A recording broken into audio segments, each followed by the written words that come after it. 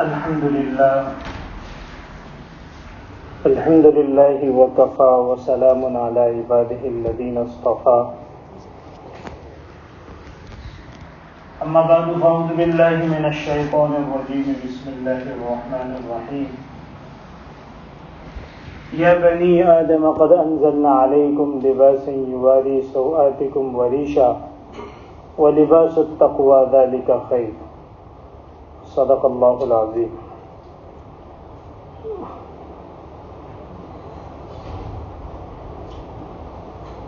قرآن کریم نے لباس کے جو 4 مقصد بیان کیے ہیں اس میں سے ایک مقصد پر بات مکمل ہو چکی کہ شریعت کی نظر میں اللہ اور اس کے رسول صلی اللہ علیہ وسلم کی نظر میں لباس وہی ہے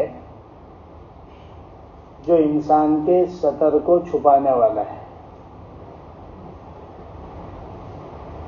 اگر کپڑا پہننے کے بعد بھی سطر کے حصے کھلے رہیں، مرد نے ایسا کپڑا پہنا کہ کپڑا تو پہنا ہے لیکن سطر کھلا ہے، تو لباس کا مقصد حاصل نہیں ہوا. حقیقتاً وہ کپڑا پہننے کے باوجود بھی ننگا ہی ہے.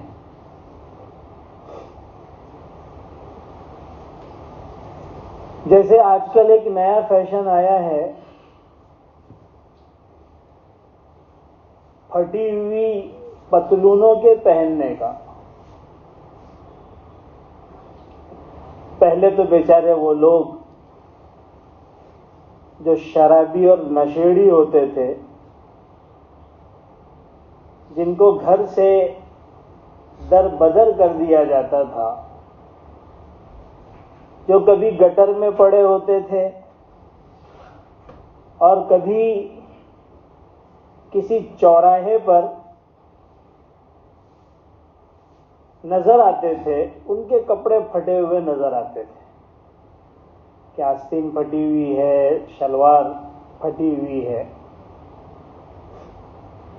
ان کی جو حالت تھی اس حساب سے ان کا لباس ہوا کرتا تھا. سطر کا کوئی پتہ نہیں ہوتا تھا. وہ نشے میں بدمست رہنے والے، ان کو کیا پتا کہ سطر کیا چیز ہوتی ہے.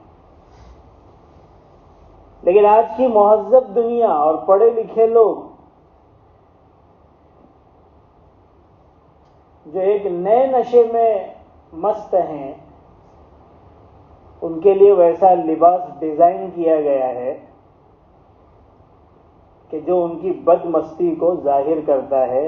لڑکیاں بھی ویسے لباس پہن رہی ہیں اور ہمارے نوجوان بھی ویسے لباس پہن رہے ہیں. میں نے اپنی آنکھوں سے ایسے لوگوں کو ایسے لباس میں نماز پڑھتے ہوئے دیکھا ہے جن کی رانیں کھل رہی ہیں.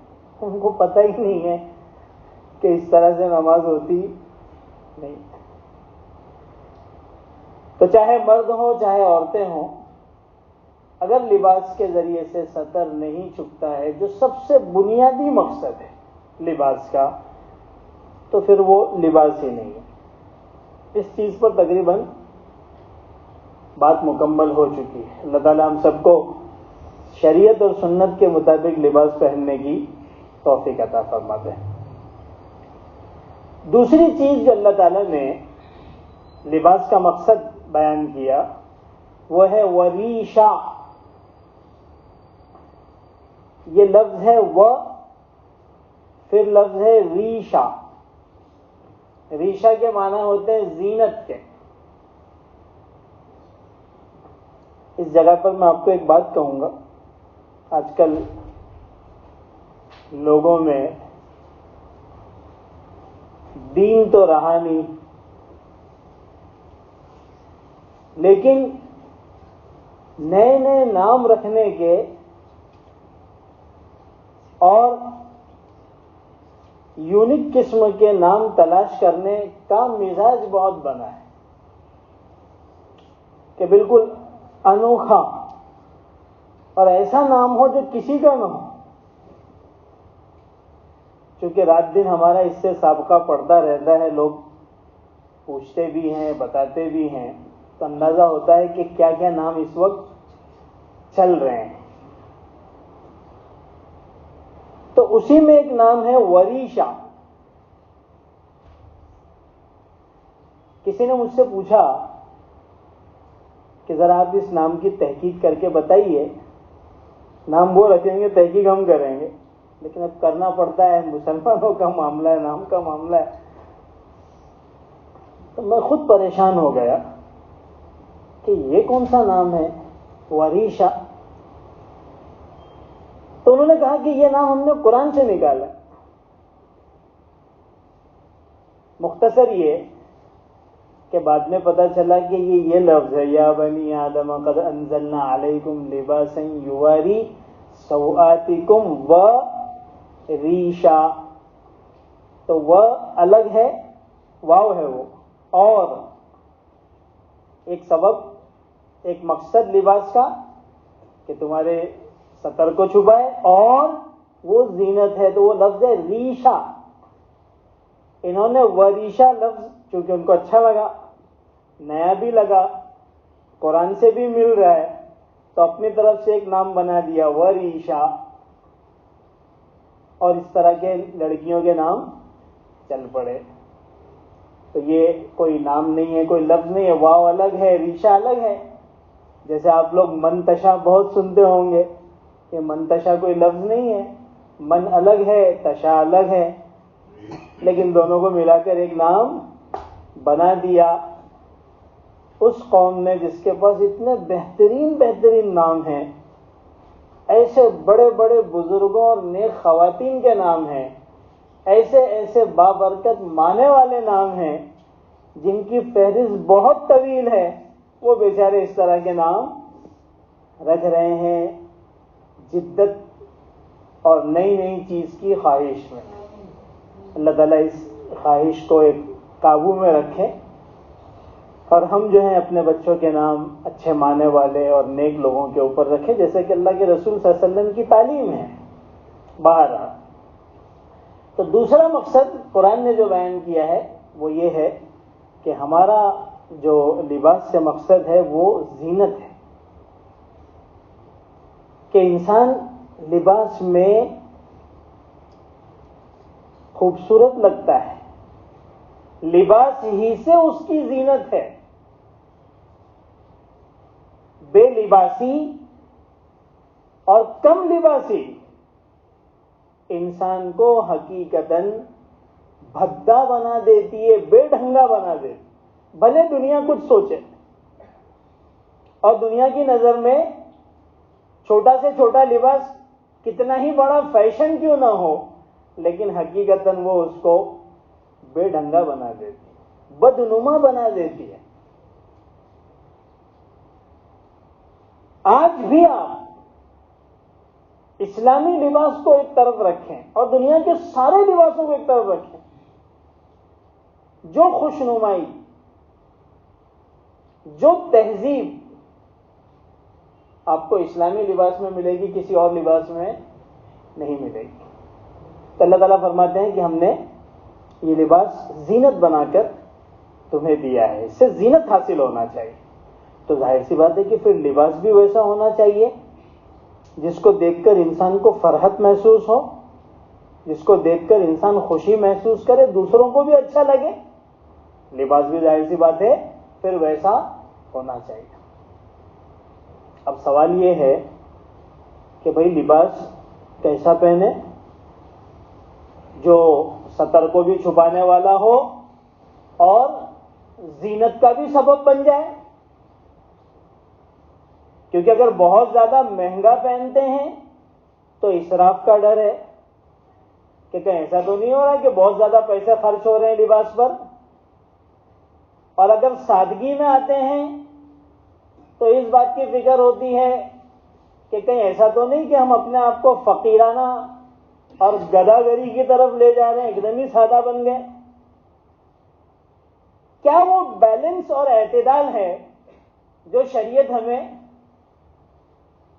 تعلیم دینا چاہتی ہے، کیونکہ شریعت کی تعلیم میں تو اعتدال ہے، بیلنسنگ ہے، نہ آپ کو وہ ایک سرحد پر لے جاتی ہے نہ دوسری سرحد پر لے جاتی ہے، بلکہ وہ آپ کو بیچ میں لے کے چلتی ہے۔ وَكَذَلِكَ جَعَلْنَاكُمْ أُمَّةً وَسَطًا، کہ ہم نے تو آپ کو معتدل امت بنایا ہے، اس کے ہر حکم میں اعتدال ہے، اس کے ہر حکم میں برابری کا خیال رکھا گیا ہے، بیلنسنگ کا خیال رکھا گیا ہے۔ اس کی عبادتیں آپ دیکھ لیجئے، اس کے معاملات آپ دیکھ لیجئے، اس کے اخلاق آپ دیکھ لیجئے، اس کی معاشرت آپ دیکھ لیجئے، آپ کو بیلنسنگ ملے گی۔ سختیاں بہت زیادہ آپ کو نہیں ملے گی، بہت زیادہ نرمی وہ بھی نہیں ملے گی، اور اعتدال انسان کی فطرت کے مطابق ہے کہ انسان کی فطرت چاہتی ہے کہ اعتدال کے حساب سے سارے معاملات رہے۔ اتنا ہنسا کہ ہنستے ہنستے اٹیک آ گیا۔ ارے بھائی ایسی کون سی ہنسی اور قہقہے ہے کہ اٹیک آ گئے؟ اتنا غم میں مبتلا ہوا کہ غم سے ہی مر گیا۔ شریعت نے نہ اتنا ہنسنے کو کہا نہ اتنا غم لینے کہا، خوشی میں بھی اعتدال اور غم میں بھی اعتدال، کہ بھائی ساری چیزیں اللہ کی طرف سے، یہ غم بھی ختم ہو جائے گا۔ تو یہ ہماری شریعت کی خصوصیت ہے کہ اس کے ہر حکم میں آپ کو بیلنسنگ ملے گی، اعتدال ملے گا۔ تو لباس کے بارے میں جو کہ شریعت کا ایک بہت اہم حکم ہے، وہ اعتدال والا راہ اور وہ بیلنسنگ والی راستہ کون سا ہے، یہ سمجھنے کی بات ہے۔ تو وہ راستہ یہ ہے کہ آپ کا لباس سب سے پہلا ایسا ہو جو آپ کے سطر کو چھپانے والا ساتر ہو، کہ جو سطر نہیں چھپاتا وہ تو ننگا ہی ہے، وہ لباس ہی نہیں ہے، اس کا تو تذکرہ کرنا ہی ہماری بحث سے خارج ہے۔ تو وہ لباس ساتر ہو، سطر چھپانے والا ہو، اور آپ کے لیے آرائش کا سبب ہو، جس سے آپ کے جسم کو راحت محسوس ہو۔ ایسا نہیں کہ آپ نے گونپٹ اپنے جسم پر لپیٹ دیا اور چٹائی کا لباس بن کر پہن کر نکل گئے، یہ تو جسم کو تکلیف دینے والا ہے۔ ایسے لباس کو پسند نہیں کیا گیا، آپ کے جسم کو وہ آرام دینے والا، جیسے الحمدللہ ہم سب لباس پہنتے ہیں۔ کوئی آدمی تھوڑا سا پتلا پہننا چاہتا ہے، اس کے جسم کو وہ اچھا لگتا ہے، کوئی کیٹی کا لباس پہنتا ہے، کوئی اور قسم کا لباس پہنتا ہے۔ تو شریعت نے آپ کے جسم کا خیال رکھا ہے، کیونکہ وہ جسم پر ہی پہننا ہے، تو وہ لباس آپ کے لیے آرائش کا سبب ہو، آپ کے جسم کو راحت پہنچائے، اس کی بالکل اجازت ہے۔ لہذا بہت زیادہ موٹا کپڑا پہننا، اس کو دین سمجھنا دین نہیں ہے۔ کسی کو اگر وہ جمتا ہے تو پہنے، لیکن وہی دین ہے ایسا نہیں۔ آپ اچھے سے اچھا لباس پہن سکتے۔ دوسرا کہ وہ آپ کو بھی اچھا لگے، زیبائش کا سبب بھی بن جائے، کہ بھئی آدمی کو بھی اچھا لگنا چاہیے، اس کو بھی دل کو بھانا چاہیے، خوشنما لگنا چاہیے۔ یہ بھی شریعت آپ کو اجازت دیتی ہے کہ آرائش بھی ہو کوئی مسئلہ نہیں، زیبائش بھی ہو کوئی مسئلہ نہیں۔ جیسے مثال کے طور پر ہم سفید کپڑا پہنتے ہیں، اب سفید کپڑا بازار میں 60 روپے 70 روپے 100 روپے بھی میٹر ملتا ہے، 150 میٹر بھی ملتا ہے، 250 300 400 بھی ملتا ہے۔ اب ہمیں 350 400 والا زیادہ پسند ہے، کا کلر اچھا لگتا ہے, اس کی کوالٹی اچھی لگتی ہے, پہننے میں بھی جسم پر آرام دہ محسوس ہوتا ہے, تو شریعت کہتے خریدو 400 کا, کیا مسئلہ ہے, 400 روپے میٹر والا خریدو. زیبائش تو انسان کی طبیعت میں داخل ہے کہ اس کو چیز پسند آنا چاہیے. لہذا آپ اتنی قیمت کا پیسہ خرید سکتے ہیں. آپ کو اس کا پابند نہیں کیا جا سکتا کہ آپ جو وہ 60 روپے میں بھی تو خرید سکتے ہو, 60 والا خریدو, 70 اور 80 روپے والا میٹر والا خریدو. آپ کو اس کا پابند, بالخصوص جب آپ کے پاس پیسے بھی ہیں, آپ کے اندر استطاعت بھی ہے, آپ بالکل خریدیے. بلکہ جو لوگ صاحب مال ہیں, صاحب استطاعت ہیں, ان کے لیے تو فقیروں جیسا, غریبوں جیسا اور بھکاریوں جیسا لباس پہننا, اس کو شریعت نے پسند بھی نہیں کیا, منع کیا. سورہ والضحیٰ کے اندر جو آخری آیت ہے, وَأَمَّا بِنِعْمَةِ رَبِّكَ فَحَدِّثْ, تیرے رب کی نعمت کو تو ظاہر کر. یعنی جب اللہ تعالیٰ نے تجھے نعمتوں سے نوازا ہے, مال و دولت سے نوازا ہے, تو تیرے جسم پر, تیرے گھر میں, تیری گاڑی اور تیرے لباس میں وہ ظاہر ہونا چاہیے. اتنا مال ہونے کے بعد فقیروں کی جیسی زندگی گزارنا, یہ اللہ اور اس کے رسول کو پسند نہیں ہے. چنانچہ حدیث پاک میں آتا ہے, ایک صاحب اللہ کے رسول صلی اللہ علیہ وسلم کی خدمت میں آئے, لباس اور شکل و صورت بالکل گداگروں جیسی, فقیروں جیسی. بعض لوگ ہوتے ہیں اللہ بہت مال سے نوازتے ہیں, لیکن وہ ان کو رہنا ہی نہیں آتا ہے, یا وہ رہنا نہیں چاہتے ہیں, جو بھی ہو. تو وہ آئے اللہ کے رسول صلی اللہ علیہ وسلم کی خدمت میں. اللہ کے رسول نے ان کو دیکھا تو پوچھا, اللہ کا مال, کہ بھئی تیرے پاس کچھ مال وال ہے یا نہیں؟ تو انہوں نے کہا اللہ کے رسول میرے پاس مال ہے. تو فرمایا من ای المال, مال کی کون سی قسم ہے؟ اس زمانے میں الگ الگ کیٹیگریز ہوتی تھی کہ بھئی ان کے پاس اونٹ ہے, ان کے پاس بکریوں کا ریوڑ ہے, ان کے پاس غلام ہیں, وغیرہ وغیرہ. جیسے آج لوگ پوچھتے ہیں کیا بزنس ہے, کون سی نوکری کرتے ہو, کہاں کرتے ہو, الگ الگ.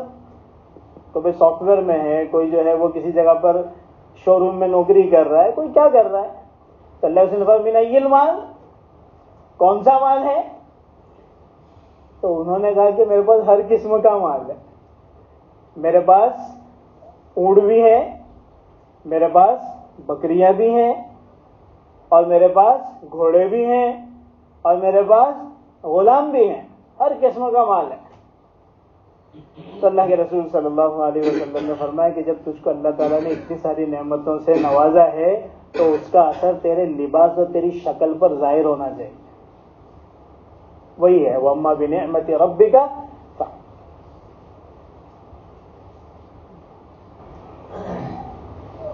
تو آدمی کو اللہ تعالیٰ نے لباس زینت کے طور پر دیا ہے کہ وہ لباس ایسا ہو جو اس کے جسم کے لیے بھی آرام دہ ہو اور وہ اسے بھی اچھا لگے, چاہے تھوڑا قیمتی ہو. تو اتنی اجازت ہماری شریعت نے ہم کو اپنے لباس کے بارے میں دی ہے. تیسری جو چیز ہے اس سے منع کیا, اور وہ ہے نمائش, آرائش اجازت, بھائی جسم کو اچھا لگ رہا ہے. زیبائش اجازت, مجھ کو خود کو اچھا لگ رہا ہے. لیکن نمائش کی اجازت کہ یہ جو لباس خرید رہا ہے, یہ جو لباس پہن رہا ہے, اس کا اصل مقصد لوگوں کو دکھانا ہے کہ آپ صاحب نے بہت زبردست کپڑا جو ہے وہ پہنا ہے, آج پتہ نہیں کون سی جوڑی میں نکلنے والے ہیں. قطار لگی ہے صاحب کو دیکھنے کے لیے, یا نبی لگی ہو تو بیچارے صاحب اسی فتنے میں پڑے ہوئے ہیں کہ دنیا مجھے دیکھ رہی. میں تو آپ کو پہلے کہ جو کوئی کسی کو دیکھتا ہے, کسی کے پاس ٹائم ہی نہیں, موبائل سے نکلے گا تو ٹائم رہے گا نا اس کو دوسرے کو دیکھنے کے لیے. تو تو یہ ہماری اپنی غلط فہمی ہے کہ دنیا ہم کو دیکھ رہی، کوئی کسی کو دیکھتا ہی نہیں. لیکن بہرحال مقصد ہے لباس کا نمائش، کہ لوگ بڑا کہیں گے، لوگ دولت مند کہیں گے، لوگ اونچے درجے کا کہیں گے. اور یہی نمائش جو ہے یہ سبب بنتی ہے اسراف کا. یعنی انسان پھر حد سے زیادہ پیسہ خرچ کرتا ہے لباس پر. ارے بھائی ہم جیسے لوگ جو لباس پہنے ہیں تو اس میں کون دیکھنے والا ہے ہمارے کو؟ تو ہماری لمٹ بھی لباس کے بارے میں برابر رہتی ہے، 200-400-500 روپے تک میں معاملہ ختم ہو جاتا ہے، زیادہ سے زیادہ اگر ہائی میٹر پہنے تو. لیکن جس کو پوری سوسائٹی کو اور پورے علاقے کو دکھانا ہے تو ظاہر سی بات ہے کہ وہ کسی اور ہی راہ پر جائے گا. ریمنڈس کے علاوہ اس کو کام چلے گا ہی نہیں. تو بڑے بڑے شو روم میں جائے گا، اس کے جوتے اور سارے برانڈیڈ چیزیں، گھڑی، ہر چیز میچ، سر کے ٹوپی سے لے کے پیر کے جوتے تک، یہاں تک کہ گھڑی بھی ماشاءاللہ بعض لوگوں کی میچنگ میں رہتی ہے. تو یہ ساری جو چیزیں ہوتی ہیں عام طور پر اس کے پیچھے نمائش کا جذبہ کار فرما رہتا ہے، دکھلاوا. اور نمائش حرام ہے. اب یہ لباس جو یہ اتنا خرچہ کر کے پہن رہا ہے اس جذبے سے کہ نمائش ہو جائے، لوگ دیکھیں، لوگ بڑا کہیں، یہ لباس پہننا اس جذبے کے ساتھ حرام ہو جائے گا. یہ کوئی چھوٹی موٹی بات نہیں ہے. یہ لباس پہننا اس جذبے کے ساتھ حرام ہو جائے گا، اس کی اجازت نہیں ہوگی.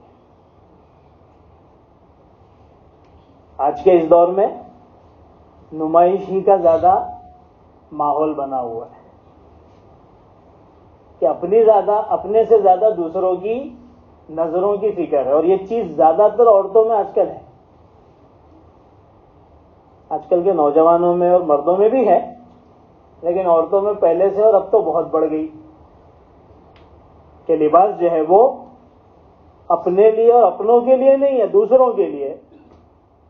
اسی وجہ سے عام طور پر شوہر اپنی بیویوں سے یہ شکایت تقریباً ہر گھر میں ہوتی ہوگی کہ ارے بھائی تھوڑا کچھ صاف ستھرا تو رہو اور کچھ ڈھنگ کے لباس تو پہنو. عام طور پر یہ شکایتیں ہوتی ہیں. اس کی وجہ یہی ہے کہ عورت یہ سمجھتی ہے کہ لباس تو دوسروں کو دکھانے کے لیے پہننا ہے، گھر میں کوئی تھوڑی اچھا لباس پہن کے رہتا ہے. حالانکہ عورت کو سب سے زیادہ زیب و زینت اپنے شوہر کے لیے کرنا ہے، صاف ستھرا اپنے شوہر کے لیے رہنا ہے. اسی وجہ سے شریعت نے عورت کو خوشبو لگا کر باہر نکلنے سے بھی منع کر دیا کہ جب عورت خوشبو لگا کر باہر نکلتی ہے تو شیطان تانکتا جھانکتا ہے، اللہ اور اس کے فرشتے اس پر لعنت کرتے ہیں کہ یہ دوسروں کو اپنی طرف متوجہ کرنے کا سبب بن رہی ہے. تو جو شریعت خوشبو لگا کر باہر نکلنے سے عورتوں کو منع کرتی ہے وہ کھلے عام بن سور کر دوسرے لوگوں کو دکھانے کے لیے لباس پہن کر نکلے، اس کی اجازت ہو سکتی ہے؟ بالکل نہیں ہو سکتی. تو یہ جذبہ جو ہے نمائش کا، اس کو شریعت نے بالکل منع کر دیا. اور عام طور پر اسی وجہ سے اسراف ہوتا ہے، اور یہی چیز انسان میں تکبر کا سبب بھی بن جاتا ہے کہ جب اتنا خرچہ کیا اور اتنی نیت سے وہ نکلا ہے تو وہ اپنے آپ کو تو بڑا ہی سمجھ رہا ہے کہ بھائی ان سب میں سب سے زیادہ حسین و جمیل اور سب سے زیادہ بڑا میں ہی نظر آ رہا ہوں. تو یہ تکبر کا بھی سبب بن جاتا ہے. اسی وجہ سے ایک حدیث پاک میں آتا ہے، اللہ کے رسول فرماتے ہیں کل ما شئت والبس ما شئت مقطعت کا اثنتان صرف و مخیلۃ. جو چاہو کھاؤ، جو چاہو پہنو، مطلب شریعت کے حد میں اچھے سے اچھا کھاؤ اور اچھے سے اچھا پہنو، لیکن دو چیزوں سے اپنے آپ کو بچاؤ. ایک چیز ہے اسراف اور دوسری چیز ہے مخیلۃ، تکبر. ان دو چیزوں سے اپنے آپ کو بچاؤ، یعنی ان چیزوں میں وہ کام نہ کرو جس میں اسراف ہو جائے اور جو تمہارے اندر تکبر کا سبب بن جائے. ان دو چیزوں سے اپنے آپ کو بچاؤ. اب اگر ایک آدمی ان سے بچ کر اچھے سے اچھا لباس پہنتا ہے، اس کے اندر نمائش کا جذبہ نہیں ہے، قیمتی لباس پہن رہا ہے، بڑا آدمی ہے، اور ایسے لباس کی اس کے نظر میں کوئی ایسی اہمیت نہیں کہ میں دیکھ جاؤں گا تو لوگ مجھے دیکھیں گے. ایسے ماشاءاللہ بہت سارے لوگ ہوتے ہیں جو ان سب چیزوں کی طرف دھیان ہی نہیں دیتے ہیں، تو ان کے لیے پھر وہ منع نہیں، کیونکہ سارا تعلق تو انسان کی اپنی نیت سے ہے کہ نمائش کی نیت ہے یا نہیں ہے. جیسے ہمارے بزرگوں میں بھی ایسے لوگ گزرے ہیں جو روزانہ ایک نیا لباس پہنتے تھے. آپ نے حضرت امام مالک رحمۃ اللہ علیہ کا نام سنا ہوگا. ایک امام ہیں، بڑے امام ہیں، ان کی بڑی خصوصیات ہیں، بڑے درجے کے ہیں. ان کے بارے میں لکھا ہے کہ یہ روزانہ ایک جوڑا نیا پہنتے تھے، اور آج جو پہنا وہ دوسرے دن جسم پر نہیں آئے گا. 360 دن نیا جوڑا، اور وہ بھی بہترین جوڑا.